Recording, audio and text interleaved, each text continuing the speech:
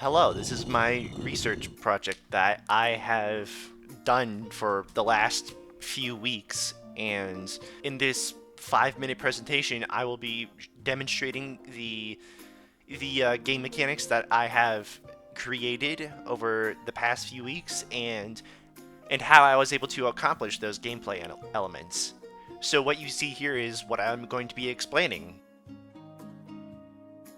Here we go. So I first want to go over the weird layering on that box you saw.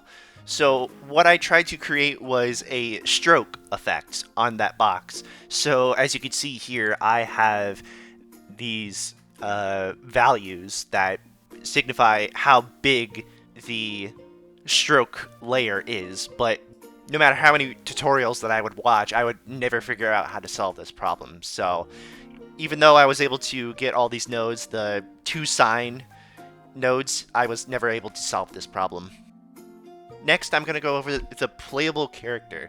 So what I have here is this player character model that I handmade myself with all these different sprites, but it went unused because I was never able to figure out how to apply the right animation to that. And you can see here that I have all the movable nodes for that. So as you can see, the player spawn is randomized for the X value, and so it doesn't spawn the character out of bounds. And I have different nodes for when you press the key, it teleports the character to whatever location. So W goes up, A goes left, S goes down, and D goes right. I had a hard time trying to figure out how to move the player, like sliding over, but for whatever reason, I could not find the right node to slide the player over. So this is the tile graphic that I used for the tile map, and this is just a simple Photopea edit where I just used the color brown and the color green, and I made a pathway. And right here is where the pathway is, and you just have to select the little color on the left side, and that's how you make the little pathway.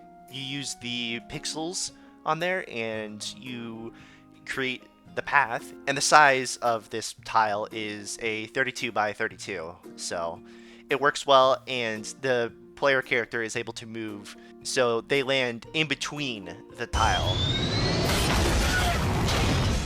Now I'm going to be talking about the timer at the top of the screen. So really quick, I'm going to talk about the UI elements that I was able to make using a canvas panel and the countdown timer that I preset. I made a value out of. So as you can see here, this is the basic node tree that I have, where it gets the zeta seconds, and it continuously counts down from those zeta seconds all the way down until it hits 0. And I was able to apply that to the UI with this value over here, where it was able to count down, and then I could map this to a UI element. So that's the tree, and then this was how I was able to set this up so it's actually shown to the player where, hey, if this is set to that, then please play, the timer. If the game starts, please play the timer. Ultimately, the timer doesn't do anything.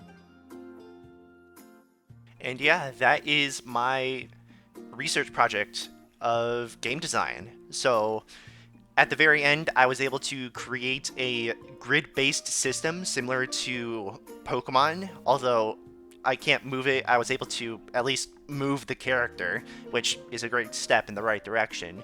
I was able to create a grid system. I was able to create a timer, which is just to make the which is just there to make the player panic a little bit. And then I was able to create a stroke effect, which ultimately just looks cool. And although it doesn't look great, I still think I was able to do something, and that really shows. So yeah, that'll be it for my presentation, and thank you so much.